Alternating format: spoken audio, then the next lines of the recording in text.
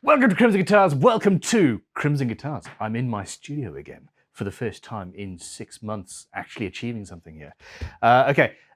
We are the better part of a week after finishing the guitar. The neck moved itself a little bit, getting used to the string tension, but no more than expected. The neck joint is as solid as it ever could have been. The body is, nothing is disintegrating. So I'm just fine-tuning the intonation, and then we're off to a demo.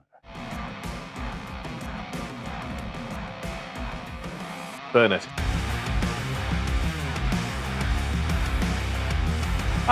Yay! Do not forget, this guitar is currently online.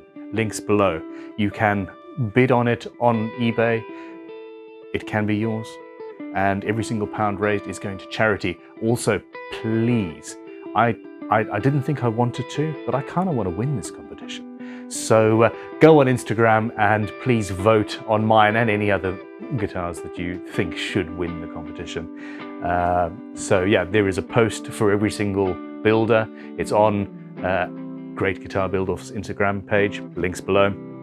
And any like left on the official post will count as a vote. And we are also raising money via donations at greatguitarbuildoff.com. So yeah, please do all of those things. But, well, here's the guitar.